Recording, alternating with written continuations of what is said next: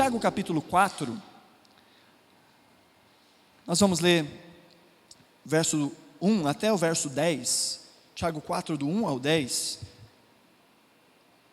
é um texto que me saltou aos olhos essa semana, à luz de tudo que nós temos visto nos telejornais.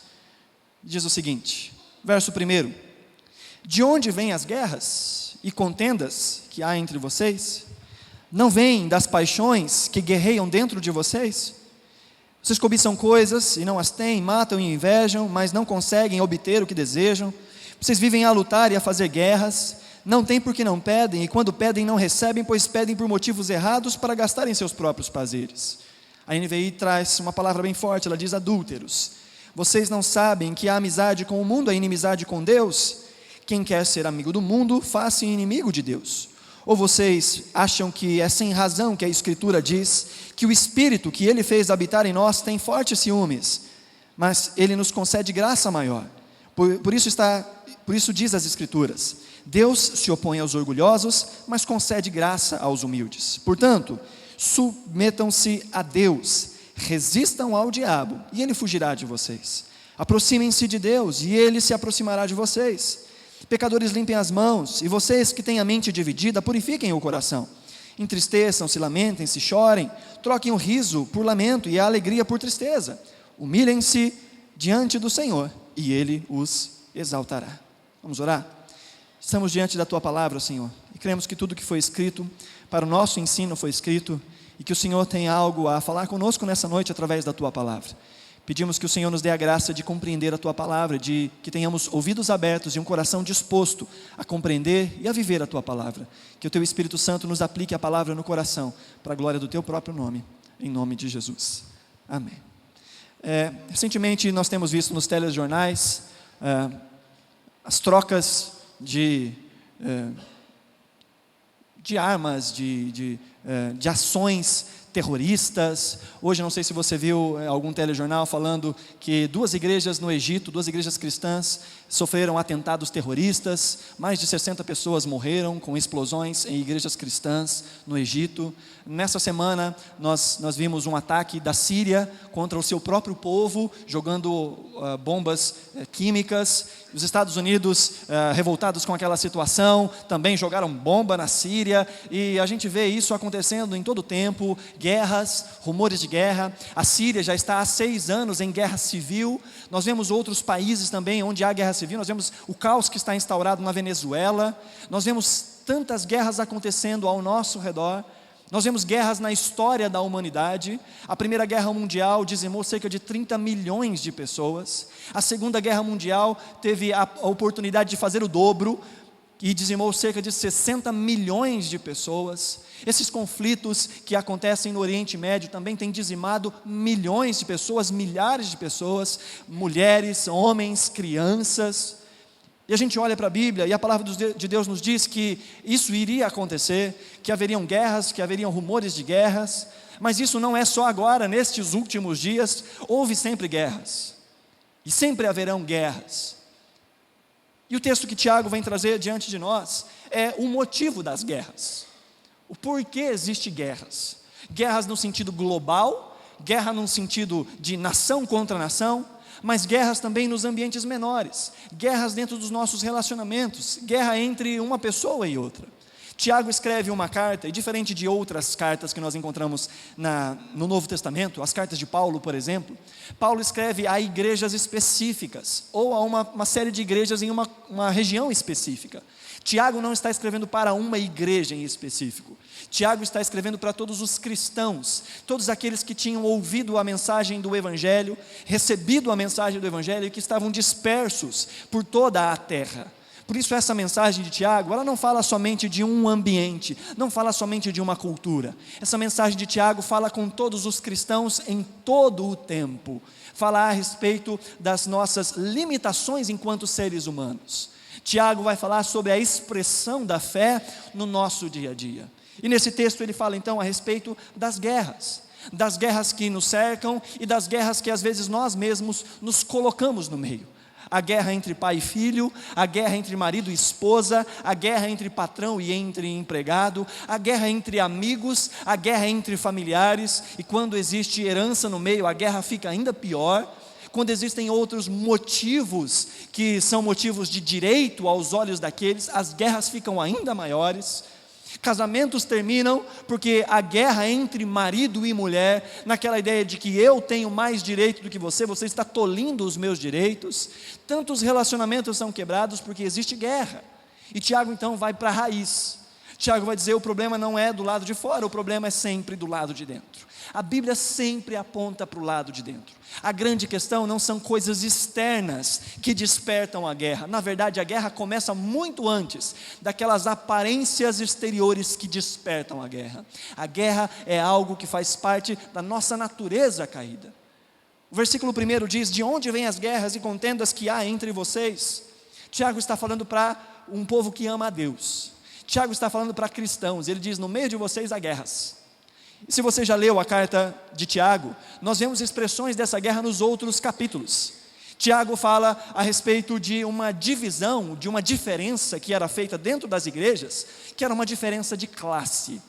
Tiago diz que em algumas igrejas, quando chegava uma pessoa de condição social mais elevada, ela era levada a se assentar nos primeiros bancos, nos bancos de honra. Mas se chegasse alguém com uma condição financeira menor, inferior àquela comunidade, ela era chamada a ficar afastada em outros lugares e às vezes até mesmo se assentar no chão. Tiago fala: existe uma guerra entre vocês. Vocês estão fazendo acepções entre pessoas. Vocês estão classificando o valor de uma pessoa pelo quanto de dinheiro ela tem no bolso. Isso é guerra. Tiago vai falar que nessa igreja também havia gente que falava uma coisa e vivia outra. Falava que tinha fé, mas não tinha obras que demonstravam aquela fé.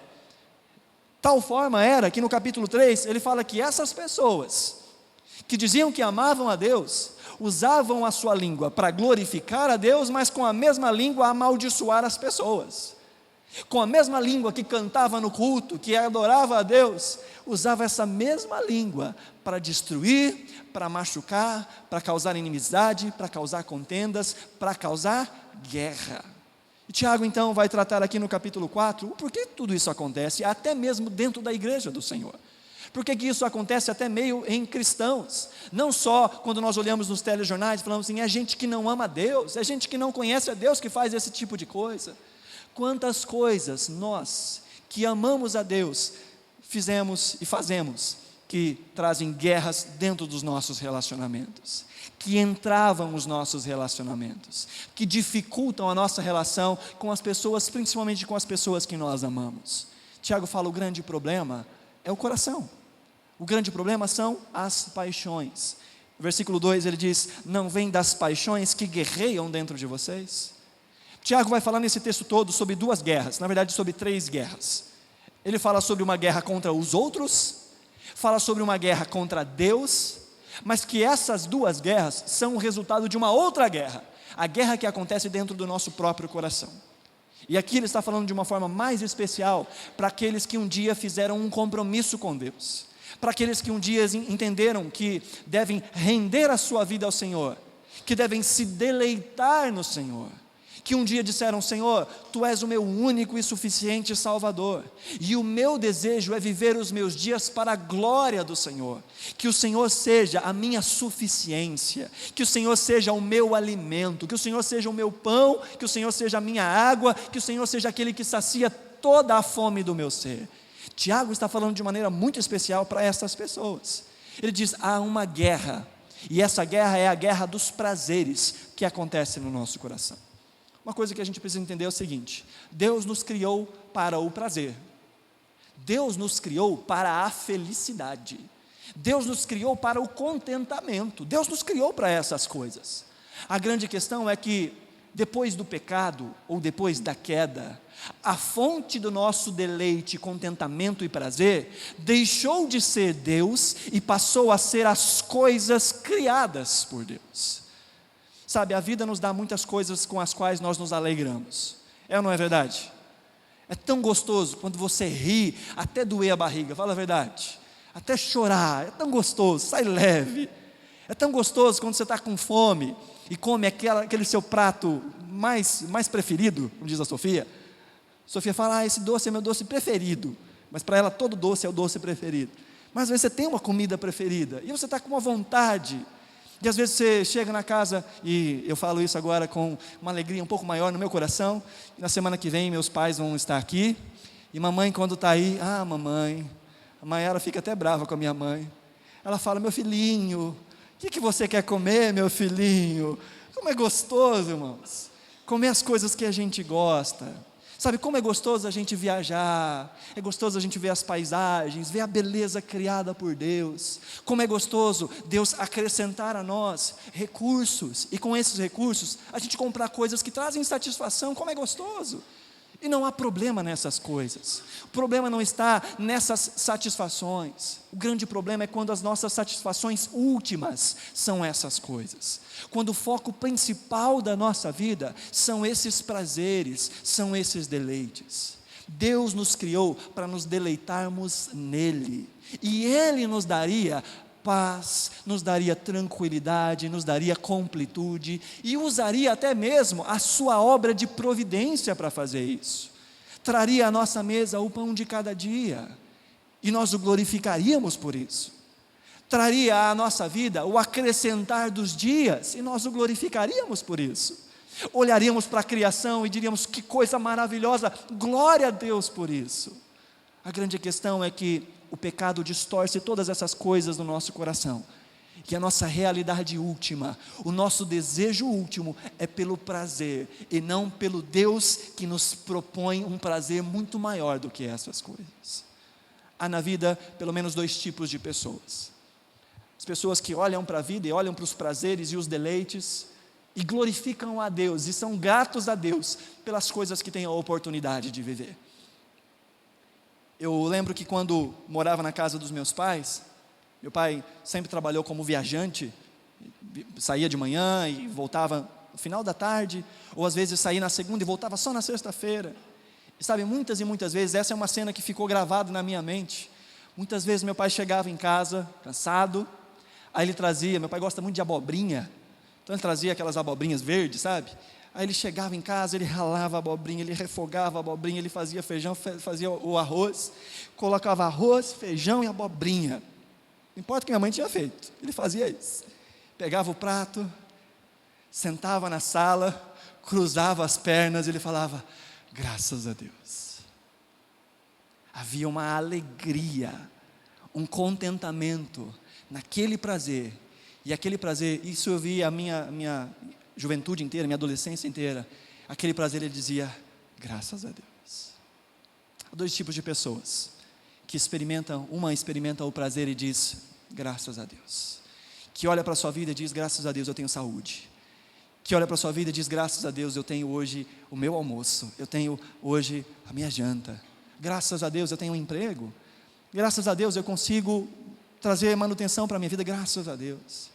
E essa gratidão traz felicidade, e essa felicidade proporciona gratidão, e essa gratidão traz felicidade, e a gente entra num círculo virtuoso, em que nós alimentamos a felicidade com a gratidão a Deus, e a gratidão a Deus nos alimenta a felicidade. Mas há um outro tipo de pessoas, há um tipo de pessoa que experimenta os prazeres dessa vida e diz, eu mereço, eu fiz por merecer. E as pessoas que olham para os prazeres da vida dizem, eu mereço, quando não têm os prazeres da vida, se enfurecem. E para ter os prazeres da vida que merecem, não medem esforços. São capazes de, como diz o texto, matar, invejar, cobiçar, porque afinal eu mereço. Não olha para a vida e para as bênçãos que Deus nos dá como uma dádiva das mãos daquele que é bondoso acima de todas as coisas, mas olha para aquilo como algo que merece. E porque merece, e olha para fora e às vezes vê gente que no seu julgamento merece menos e tem, aí cobiça, aí inveja. Não, eu mereço. Poxa, lembra como eu iniciei o culto? Eu sou uma pessoa tão boa, eu pago as minhas contas em dia, eu respeito os meus pais, eu vou na igreja. E essa pessoa aqui nem crê em Deus, blasfema contra Deus, e ela está vivendo coisas que eu não vivo. Eu mereço ser feliz, eu mereço essa vida. E aí começam a questionar a Deus, questionar os outros, e entram em briga. E pasmem, tem gente que briga com Deus, que são ensinados a colocar Deus na parede e exigir de Deus aquilo que é seu por direito. Ah, irmãos, se nós entendêssemos o que é nosso por direito, sabe o que é nosso por direito? Sabe? Quando nós entendemos que somos pecadores, sabe qual é o direito do pecador? E a verdade mais libertadora do Evangelho é que Deus não age com justiça na nossa vida. Como assim, Jean? Porque se Deus usasse de justiça para com a nossa vida, nós seríamos condenados pelos nossos pecados imediatamente. Mas essa justiça, Deus transferiu para Cristo Jesus, para que sobre nós Ele agisse com misericórdia e graça. Maravilhosa graça, porque nós não merecemos. E quando a gente entende isso, e experimenta na vida as coisas maravilhosas que Deus tem acrescentado, e olha até mesmo na vida daqueles que não temem a Deus, e veem eles experimentando coisas maravilhosas, que são frutos da graça comum, de gente que com a boca cheia diz, Deus não existe, mas goza de saúde, de paz, goza de uma felicidade pelo menos aparente, pode comer, pode se alegrar nas coisas dessa vida que todos nós nos alegramos. Nós vemos a graça de um Deus bondoso, de um Deus misericordioso que nos dá prazeres. Agora a grande questão é quando a nossa vida gira em torno dos prazeres, e Deus deixa de ser a fonte da nossa alimentação de alegria, de satisfação e de completude. Tiago diz, esses desejos que guerreiam dentro de nós, e a palavra aqui prazeres ou paixões, é a palavra grega edom, de onde vem o hedonismo. Sabe o que é hedonismo? É uma vida que busca prazer a qualquer custo, é uma vida em que as pessoas não medem esforços para ter aquele prazer, matam e até morrem para ter aquele prazer. Como eu falei na semana passada, tem gente que quer tanto viver a vida, que coloca a vida em jogo, que coloca a vida em risco, que quer tanto viver os prazeres, que age inconsequentemente na vida e não percebe, mas está diminuindo o seu tempo de vida, está encurtando os seus dias, porque está escolhendo caminhos que não são caminhos de vida plena, mas caminhos de destruição. Mas quando o prazer é o nosso alvo último, tudo vale. Tiago vai dizer que há pessoas que inclusive matam por isso, e é por isso que as pessoas se decepcionam com Deus. É por isso que você pode conhecer gente que em algum ponto da caminhada, talvez até cresceu na igreja, foi criado na igreja, teve uma vida religiosa constante, mas em algum momento da vida diz, não, eu desisti desse negócio de religião, eu me decepcionei com Deus. E essa decepção está sempre ligada a algo que desejava que fosse feito, mas não foi feito. A algo do tipo, eu tinha aquele direito, eu tenho o direito e Deus não fez aquilo. Então se eu tenho direito, e esse direito não me é dado, eu luto contra as pessoas, e em última instância, eu luto contra Deus, eu entro em guerra com Deus. E eu digo, por quê? Tiago fala que as pessoas que entram nesse tipo de vida estão dispostas a tudo. É por isso que a gente ouve histórias de gente que às vezes tem uma casa, uma família, filhos, e da noite para o dia, pelo menos aparentemente indóida, e vai embora, e deixa a mulher, e deixa filhos, e deixa a vida, e se envolve com outras formas que para eles são julgamentos de uma vida feliz, alegre. Gente que tem um desejo de ter mais coisas e por isso se envolvem em caminhos ilícitos, tomam atalhos na vida, e esses atalhos os levam para cada vez mais distante de um rumo que possa ser consertado, e quando menos percebem, a sua vida está toda enrolada, já perderam todas as coisas, e fazem isso por quê? Porque estão buscando um prazer. E esse prazer não estão buscando no lugar correto. Estão buscando na força do seu próprio braço e se enrolando, porque estão dispostos a fazer tudo para ter satisfação, para preencher aquela fome que há no nosso coração, como falamos algumas semanas atrás, aquele desejo no coração, que só pode ser suprido pela presença manifesta de Deus. Aquele que não for suprido por essa presença manifesta, porque não se entrega a essa fome, e que não come dessa comida espiritual, esse terá fome, e vai tentar preencher essa fome com os prazeres desse mundo, com os prazeres dessa vida. Há deleite na presença do Senhor, há completude na presença do Senhor. Tenho conversado com alguns irmãos, ultimamente, que têm se envolvido cada vez mais com a obra do Senhor, e conversava com alguns desses irmãos, e eles dizem: olha, quando a gente experimenta, quando a gente vê a transformação que Deus realiza na vida de uma pessoa, através de uma palavra que Deus, pela sua misericórdia, coloca nas nossas bocas, não tem preço que pague isso, não tem satisfação que pague isso, não tem dinheiro que compra esse sentimento de se ser útil para o reino de Deus. Aqueles que têm um envolvimento cada vez mais profundo com a obra de Deus, conseguem uma satisfação que milionário nenhum consegue. E eu falo isso porque eu conheço algumas pessoas, em tempos atrás, que inclusive eram milionários, que diz: olha, ganhar dinheiro traz conforto, mas fazer a obra de Deus enche o coração de uma forma que nada nesse mundo pode pagar. Mas só pode experimentar isso quem se lança a fazer a vontade de Deus. E eu conversava com alguns desses irmãos, e eu falava assim, com muito peso no coração, falava: como é triste, né, irmãos? Saber que existem pessoas que nunca vão experimentar isso, que nunca vão se colocar à disposição, que nunca vão entregar o seu coração a uma suficiência de Deus, e nunca vão saber isso que a gente não consegue nem explicar. Porque essa paz, essa completude, essa felicidade que vem de Deus, quando nós nos aproximamos dEle, é uma paz que ela transcende o entendimento, ela vai além do entendimento, ela não pode ser posta por palavra. Só quem experimenta sabe da satisfação e da completude que há em ter Deus como a sua fonte de todas as coisas. E o nosso maior desejo deve ser: Senhor, que o meu coração anele por isso, que o meu coração anseie por isso. Nós estudamos aqui nas quintas-feiras o Sermão do Monte, e há uma parte do Sermão do Monte que diz: bem-aventurados aqueles que têm fome e sede de justiça, porque eles serão satisfeitos. Deus responde à nossa fome pela sua presença com satisfação.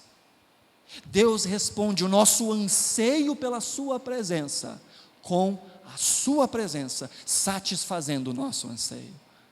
O grande problema é quando o nosso anseio é por outras coisas que não são e nunca serão saciadas, que são os prazeres dessa vida.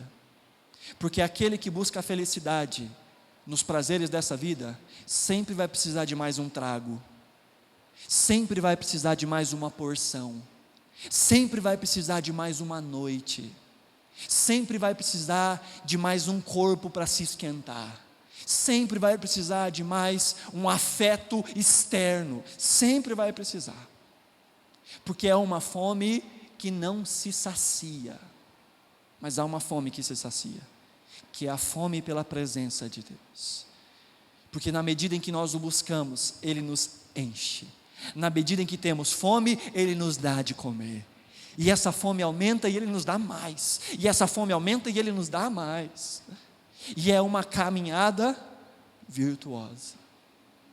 Mas nós vemos que há guerras no mundo, há guerras nas nossas casas, porque ainda há um remanescente dessa nossa natureza caída. Quando recebemos a Cristo como nosso Senhor e Salvador, quando nós entendemos e somos aceitos por Cristo, nós recebemos uma nova natureza. Mas isso não quer dizer que aquela antiga natureza foi de todo aniquilada. Ela será aniquilada, mas ainda convivemos com um coração que está inclinado e acostumado com outros parâmetros, com outras coisas, E agora começa dentro de nós, ou deveria começar dentro de nós cristãos, uma guerra, em que Paulo diz que a carne milita contra o espírito, e o espírito milita contra a carne, porque as duas coisas são opostas, em que há uma satisfação que só se encontra em Deus, mas os nossos desejos antigos continuam gritando dentro de nós, e é quando esses desejos antigos gritam dentro de nós, que nós causamos rachas, dentro da nossa casa, dentro da nossa família, dentro da nossa comunidade, no ambiente que seja, porque há um desejo pelos nossos direitos. Irmãos, tem pelo menos 3 coisas que geram guerras entre nós, ou pelo menos 3 posturas que geram guerras entre as pessoas.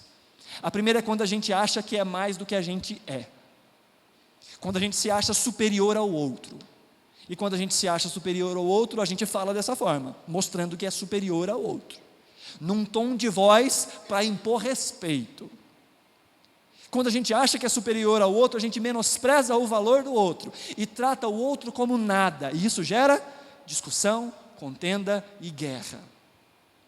Uma outra postura que gera guerra é quando nós estamos errados e não temos humildade para admitir o nosso erro. É ou não é verdade? Quando a gente está errado e sabe que está errado, mas não tem a humildade para dizer: eu errei, eu preciso me consertar. E fica numa luta, tentando se convencer de que está certo, para depois convencer o outro de que está certo. E aí há guerra.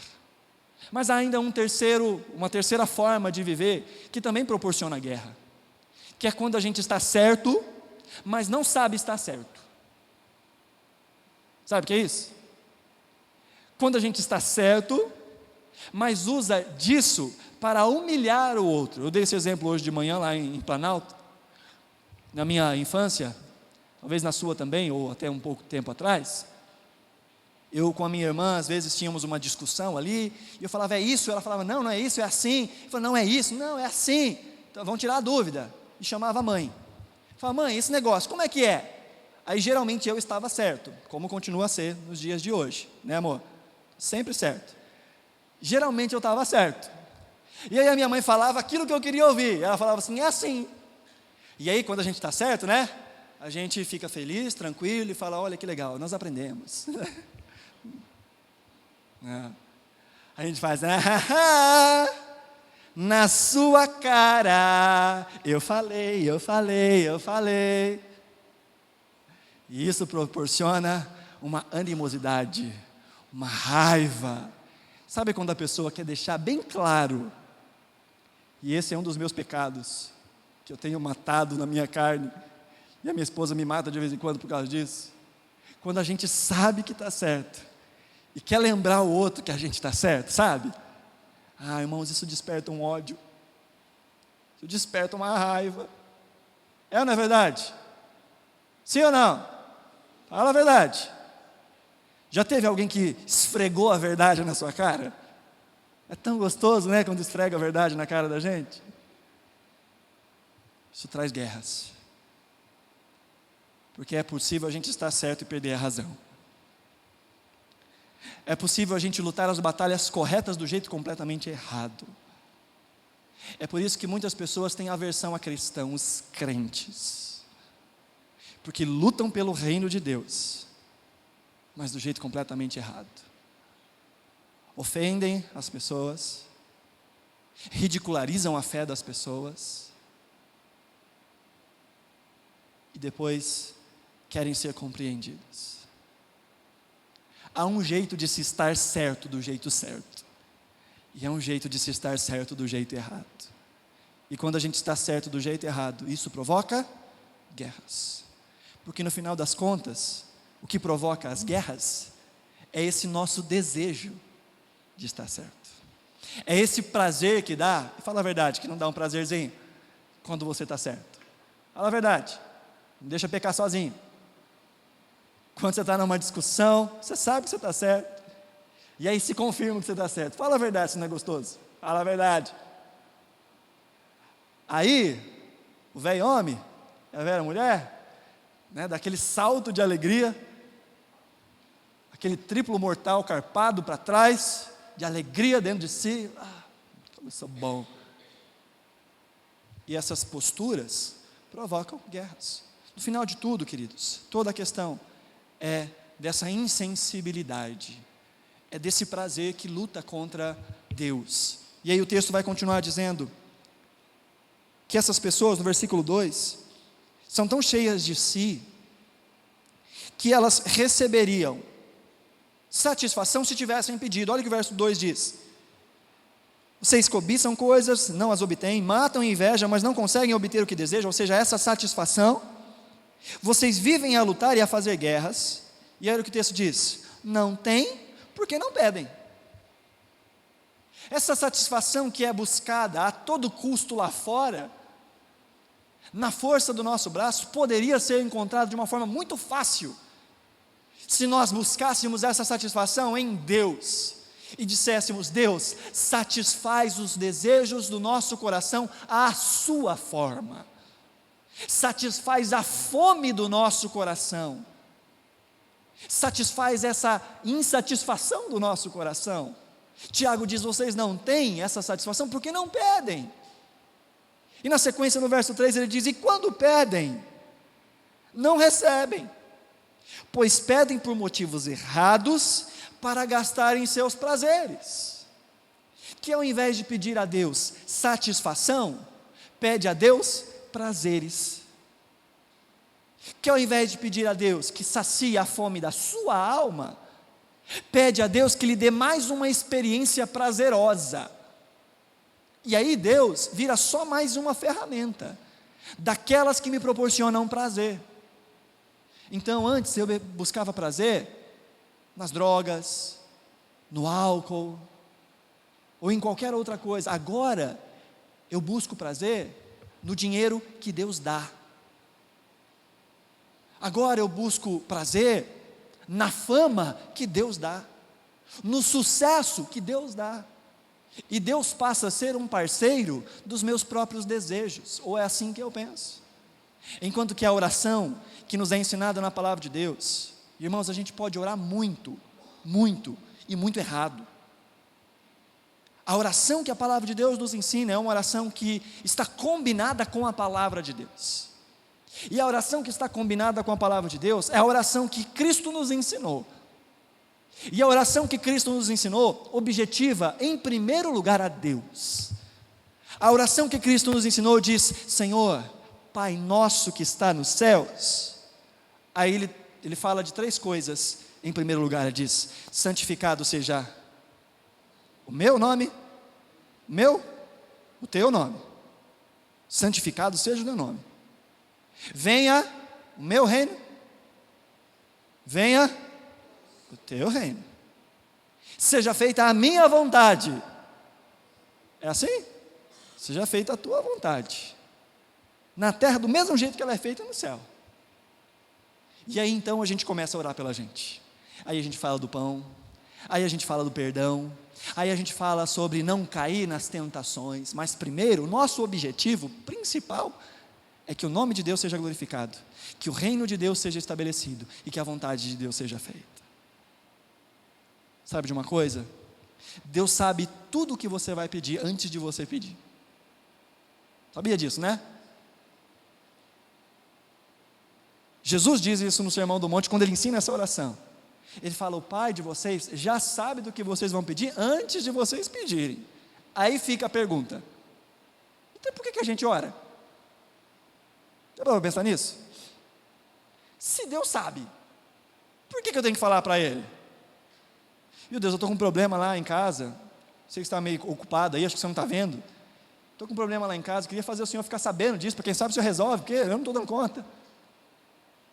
A oração não é para fazer com que Deus conheça as nossas petições.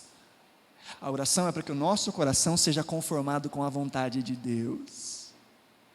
É por isso que só ora verdadeiramente quem objetiva o nome, o reino e a vontade de Deus em primeiro lugar. Porque aí, quando a gente faz isso, a gente tem desejos no coração, que a gente nem sempre sabe se aquilo é para a glória de Deus ou não. E aí a gente chega diante do Senhor e fala: Senhor, eu tenho essa vontade. E eu não sei se é isso vai engrandecer o seu nome, não sei se isso vai promover o seu reino, eu não sei se isso vai, é a expressão da tua vontade, mas eu estou apresentando os meus pedidos diante do Senhor. Essa oração, no mínimo, nos faz lembrar quem é que está orando e para quem se está orando. A gente entra na presença de Deus, ou figurativamente falando, a gente fala com Deus, nesse sentido de que, Senhor, eu sei que o Senhor sabe todas as coisas, mas eu não sei todas as coisas, por isso estou te dizendo, porque eu quero saber que o Senhor sabe. Ou às vezes a gente tem tanto temor e conhece tanto a Deus, que a gente chega no momento de oração e diz assim, Senhor, eu tenho um negócio para te pedir, aí já passa pelas 3 peneiras, nome de Deus, reino de Deus, vontade de Deus, e a nossa oração é, deixa para lá.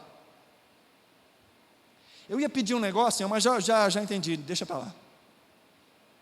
Eu sei que isso vai envergonhar mais o teu nome do que tudo, eu sei que isso vai mais prejudicar o teu reino, e vai me prejudicar de agir dentro do teu reino, do que vai promover o teu reino. Senhor, já sei que isso aqui é vontade da minha carne, porque o Senhor já me ensinou que esse não é o tipo de oração que o Senhor espera de mim.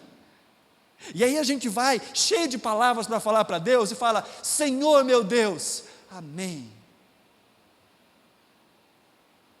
E sabe, essa oração é muito mais efetiva do que aquela ladainha que a gente faz por horas, orando aquilo que é contrário à vontade de Deus. A oração que Deus espera de nós é uma oração que se amolde à sua vontade, e não que busquemos a Deus somente pelos nossos próprios prazeres. Você consegue fazer um scanner aí, um raio-x das suas orações, das suas últimas orações? E consegue lembrar qual foi os motivos das suas últimas orações? Se nas suas últimas orações, eu estou falando não na igreja, em casa, só você e Deus, se os motivos das suas últimas orações foram por pessoas externas a você, e eu quero dizer que não seja você e a sua família imediata, você pode lembrar se as suas orações objetivam o crescimento do reino de Deus, a expansão da igreja de Cristo, a conversão de pessoas que não conhecem e não temem ao Senhor? Ou será que a maior parte das nossas orações é, Senhor, eu preciso disso, Senhor, eu quero aquilo, Senhor, acrescenta na minha vida essas coisas? E isso é quando os nossos desejos falam mais alto do que a nossa satisfação em Deus. O texto diz, vocês não têm a satisfação porque não pedem.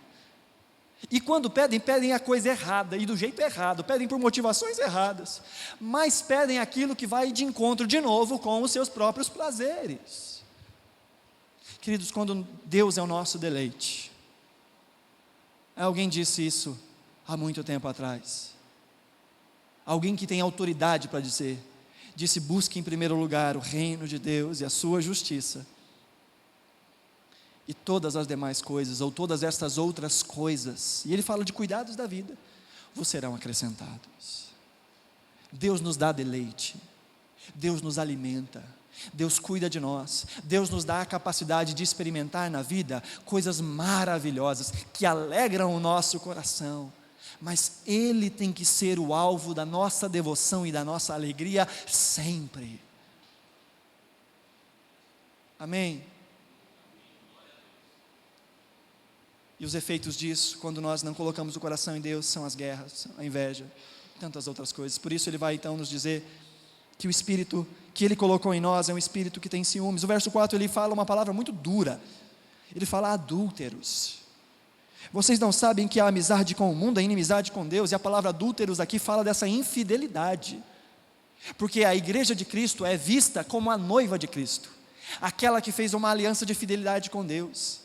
E quando nós temos desejo pelos inimigos de Deus, ou seja, pelo mundo, pela nossa carne, pela nossa própria vontade, é como se estivéssemos deitando-nos maritalmente com outra pessoa que não é o nosso marido, que não é a nossa esposa. Tiago fala, isso é adultério espiritual, quando você busca satisfação em um lugar externo, inclusive inimigo, àquele com quem você disse, Senhor, Tu és a minha satisfação.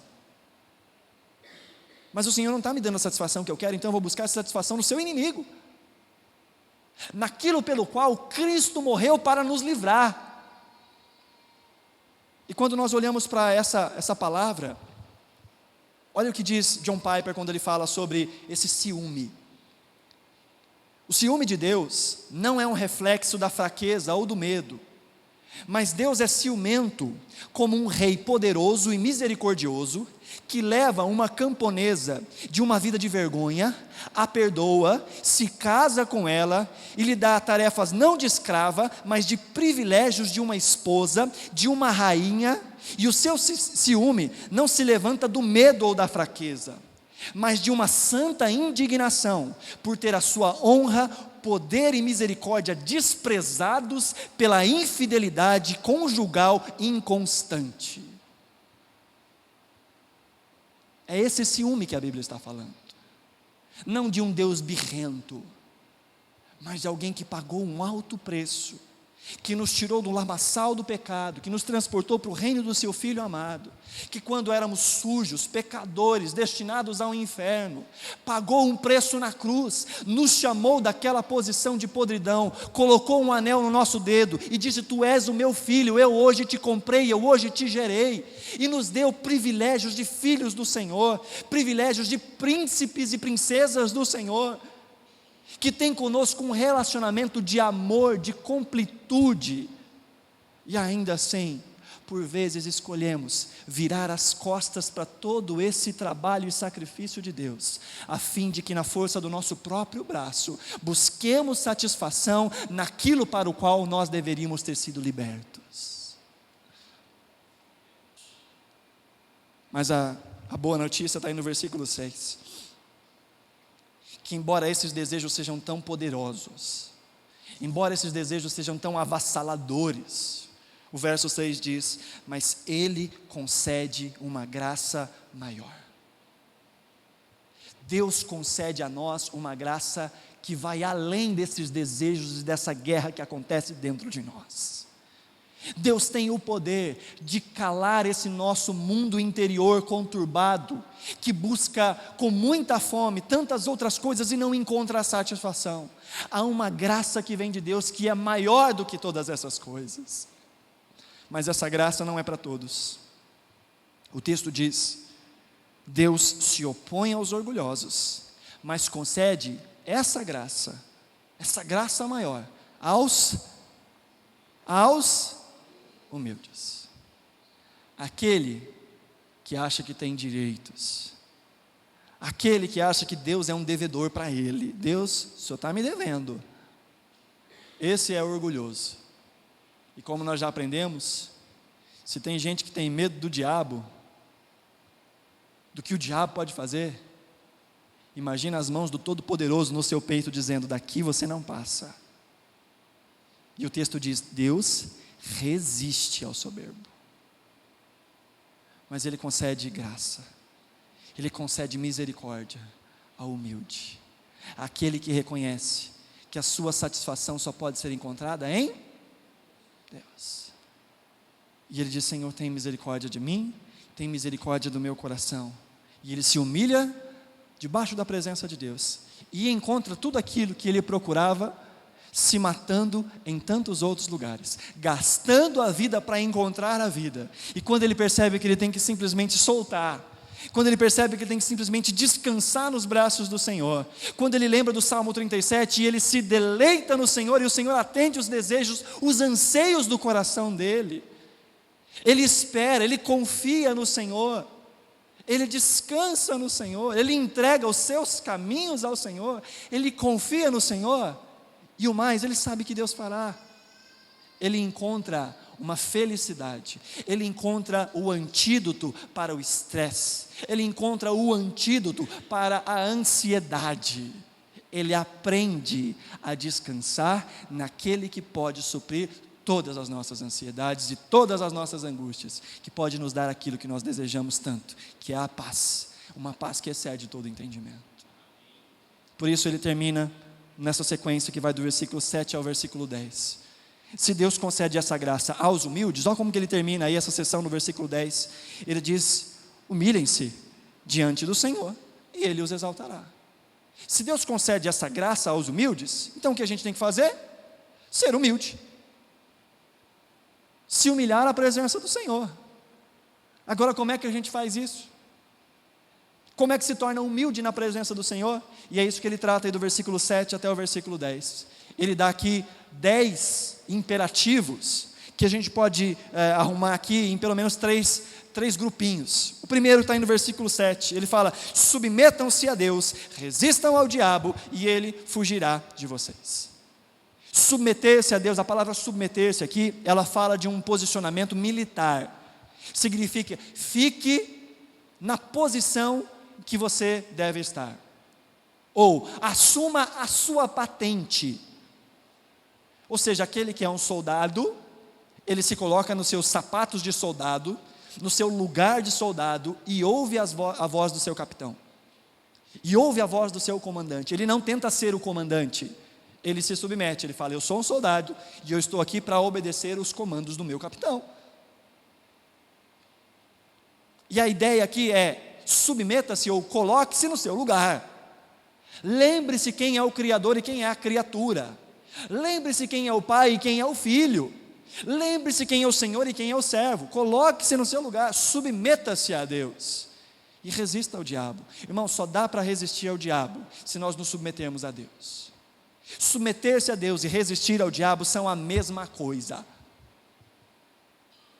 Resistir ao diabo não é simplesmente falar: está amarrado, sai daqui em nome de Jesus, eu rejeito na minha vida, enquanto que as nossas atitudes só estão endossando o cheque para ele lá. A gente fala com a boca: o diabo não vai tocar nas minhas finanças, mas a gente age de uma forma que não submete a nossa vida financeira aos caminhos do Senhor, e está dando ali espaço para ele, fica à vontade. E a gente fala assim: está amarrado, não toque nas minhas finanças, mas eu mesmo estou fazendo isso.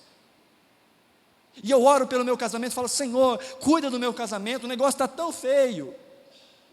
Eu repreendo o diabo que está tentando destruir o meu casamento, mas eu com a minha própria boca afiro, eu destruo o outro, eu estou agindo contrariamente àquilo que a palavra de Deus me ensina. Eu não estou me submetendo a Deus, por isso eu não tenho condições de resistir ao diabo.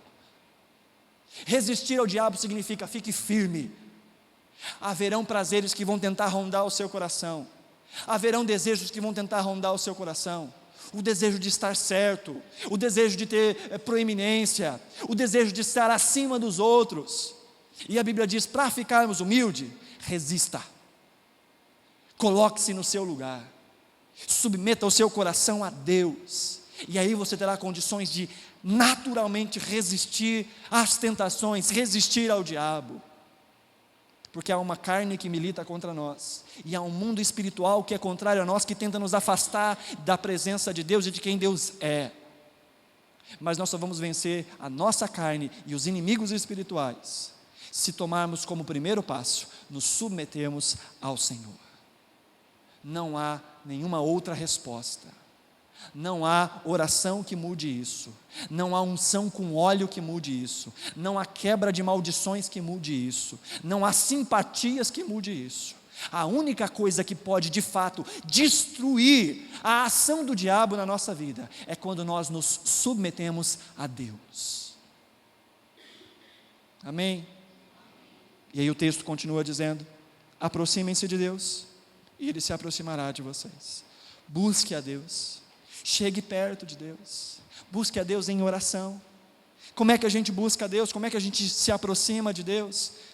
Tem pelo menos 3 formas da gente se aproximar, ou 3 ferramentas que a gente pode usar para se aproximar de Deus. A primeira de todas é a palavra de Deus, é conhecer quem Deus é estudar a palavra de Deus, é ouvir a palavra de Deus. Ali nós vamos encontrar o caráter de Deus. Usando o exemplo que eu dei hoje na escola dominical, em tempos atrás, também na adolescência, talvez aqui, não sei se tinha isso, mas lá em São Paulo tinha dessas coisas, um tal de um caderno de correspondência. Sabe o que é isso, caderno de correspondência? Geralmente as meninas que faziam isso, aí tinha um caderninho pequeno, brochura, em que colocava lá seu nome, aí na outra página, sua idade, aí na outra página, a cor preferida, a comida preferida. E aquilo era para ampliar as amizades. Mas tinha também um outro motivo para aqueles caderninhos. E o motivo para aqueles caderninhos é para que, se o indivíduo estivesse interessado por uma indivídua, ali ele tinha o veio de ouro. Ele tinha ali todos os passos. Deixa eu ver o que ela gosta. Gosta de lasanha. E fazia toda uma pesquisa de campo com aquele material precioso. E às vezes os indivíduos pegavam esses caderninhos de correspondência e olhavam para aquele negócio com amor. Sabe, adolescentezinho, bobinho, aquela paixãozinha. E olha para aquilo e fala, meu Deus, isso aqui é tão bom. Deixa eu ver o que ela gosta, deixa eu ver o que ele gosta. Cor azul, vou comprar uma camisa azul agora. E está buscando ali, não informações, está buscando algo que é precioso, porque existe amor naquela jogada, porque existe uma paixão naquela jogada, e assim deveria ser a nossa postura para com a palavra de Deus. Eu amo o amado da minha alma, e o meu desejo é conhecer aquilo que lhe agrada, o meu desejo é conhecer o seu caráter, o meu desejo é conhecer a sua vontade, o meu desejo é fazer aquilo que agrada o meu Deus, não por obrigação, não para cumprir uma lei, não por religiosidade, não porque o meu pastor não deixa, porque a minha igreja não deixa, porque minha religião não permite, não, porque eu amo, e o meu desejo é conhecer os desejos dEle, para que eu viva e glorifique a Deus na minha carne, porque Ele tem me dado todo o deleite, Ele me amou primeiro, e a minha resposta de amor é amá-lo, do jeito que Ele gosta de ser amado, não da minha própria cabeça, não com o meu próprio coração, não nos meus próprios moldes. Já dei esse exemplo e vou dá-lo de novo. Quando a gente vai comprar um presente para alguém que a gente não conhece muito bem, é difícil, não é? Fala a verdade.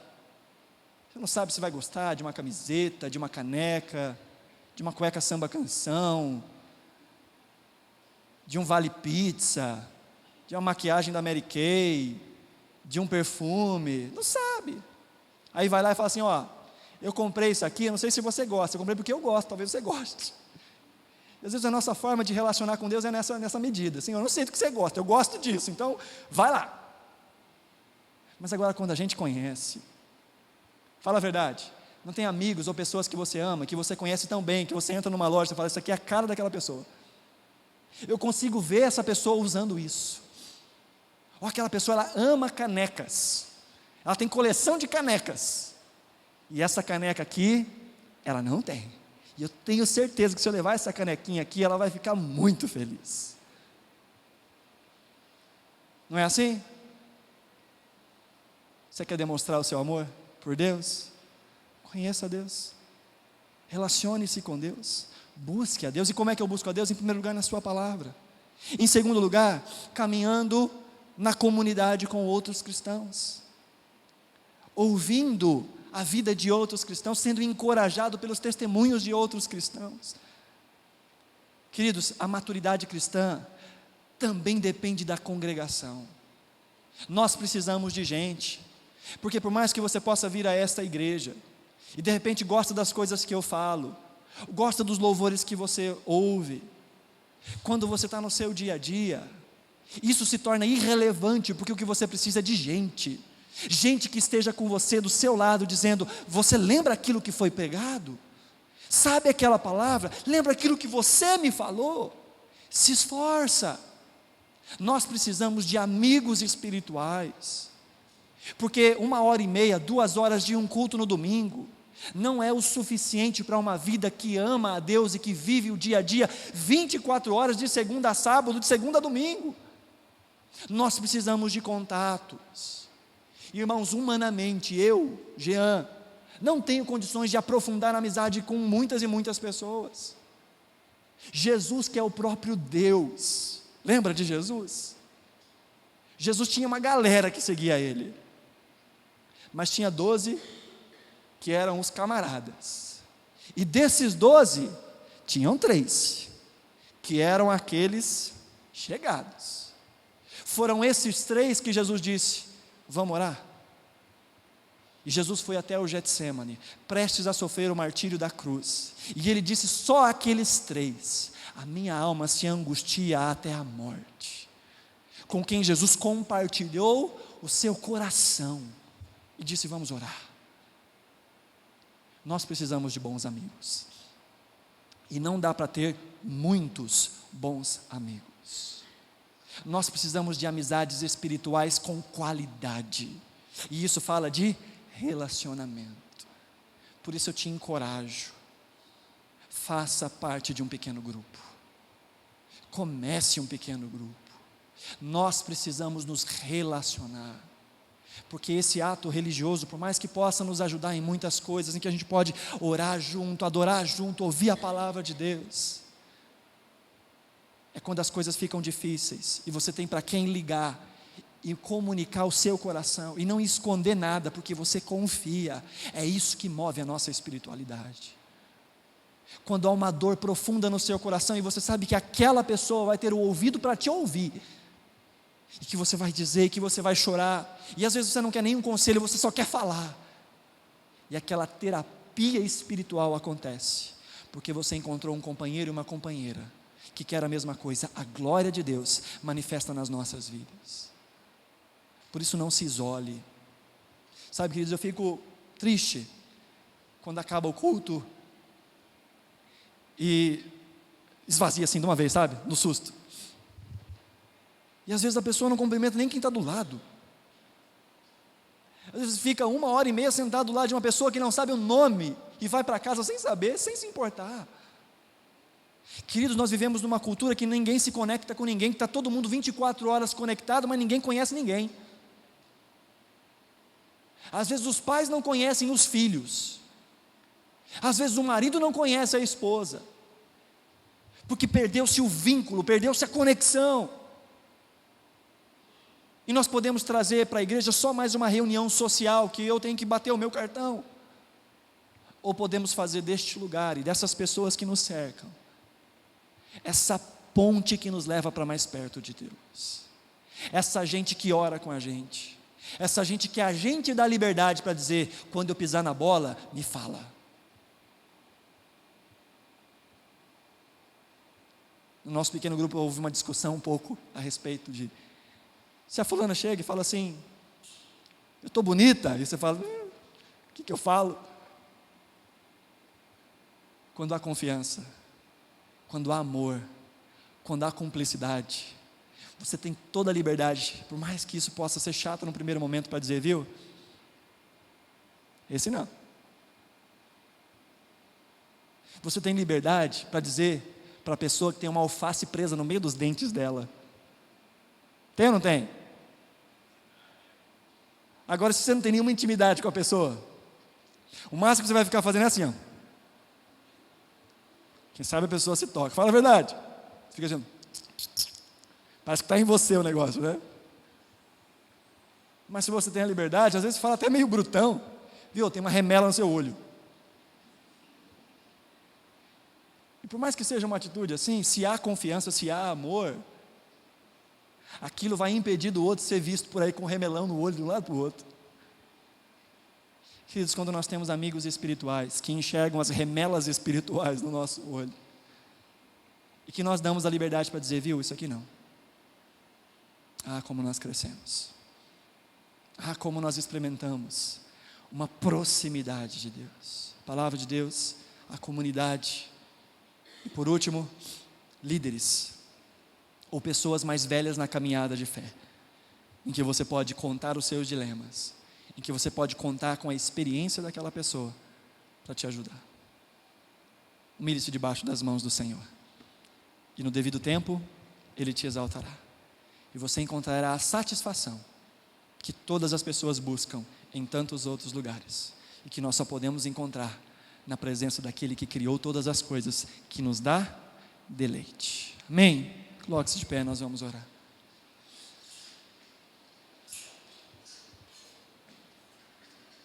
Feche os seus olhos. Talvez ao longo dessa mensagem você conseguiu se lembrar um pouco de algumas guerras que você tem travado.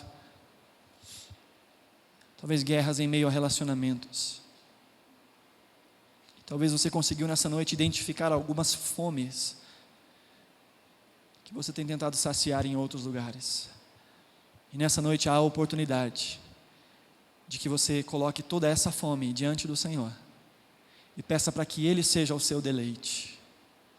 Peça para que Ele te dê esse coração, esse desejo de se apoiar somente nele, sabendo que o mais Ele fará, sabendo que aquilo que for necessário, seja materialmente, seja financeiramente, seja em qualquer outra área, aquilo que for necessário, o Deus que te ama, que te conhece, que cuida de você, há de prover tudo aquilo que for necessário, porque Ele tem cuidado de nós.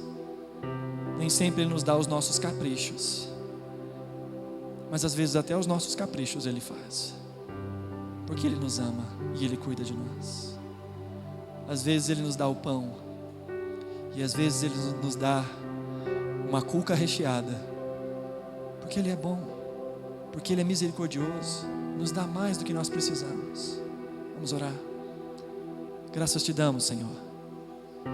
Graças te damos porque o Senhor é o nosso deleite.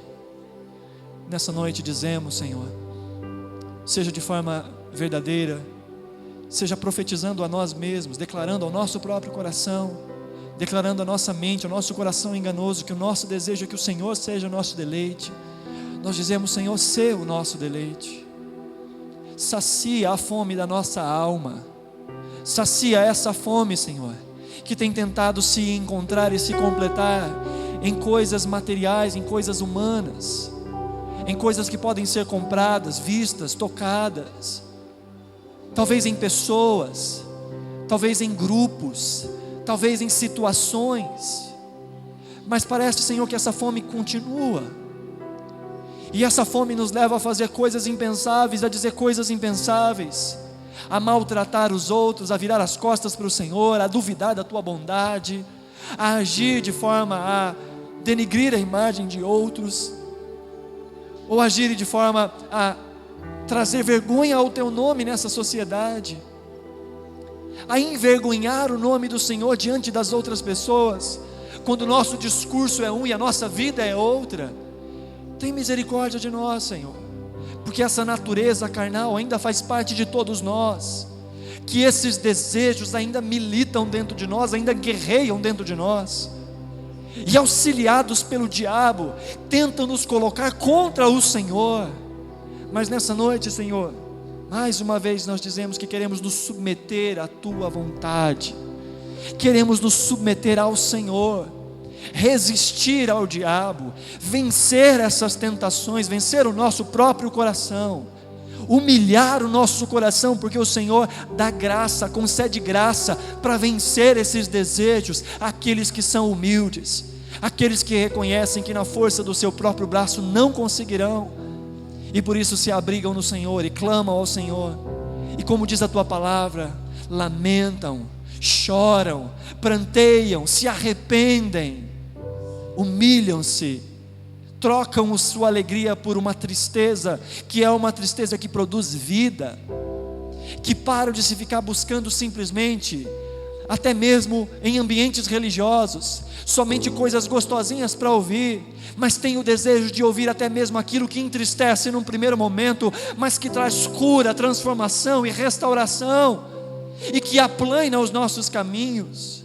Quando nós damos ao Senhor a liberdade de confrontar o nosso coração e de nos falar palavras duras, para que possamos ver onde os nossos caminhos nos têm levado, possamos consertar os nossos caminhos e experimentar uma paz que nunca experimentamos, e experimentar uma satisfação que nunca encontraríamos se continuássemos a buscar dos lugares que estamos buscando, Senhor. Dá-nos essa capacidade de olhar para Ti e te desejar, Senhor. Dá-nos essa vontade de Te amar e de Te servir. Dá-nos essa fome pela Tua presença e pela Tua palavra. Dá-nos a empatia para com a comunidade, que nós possamos nos entregar uns aos outros, que nós não fiquemos esperando que outros venham até nós, mas que vamos até os outros, que procuremos pessoas para ser nossos amigos espirituais, para nos ajudar na caminhada da fé. Dá-nos essa intrepidez, Senhor. Ensina-nos a olhar para a nossa liderança, as pessoas mais velhas na fé, e a reconhecer que há na boca dessas pessoas e há na vida dessas pessoas palavras que serão úteis para a nossa caminhada, gente que já sangrou muito mais no campo de batalha e que sabe as pisaduras. Dá-nos a humildade, Senhor, de ouvir as pessoas que o Senhor tem colocado para nos dirigir, para nos liderar como filhos e como filhas do Senhor. Que nós não sejamos arrogantes, que nós não sejamos orgulhosos, porque o Senhor resiste aos orgulhosos. Dá-nos da Tua graça, à medida que humilhamos o nosso coração, em nome de Jesus, em nome de Jesus.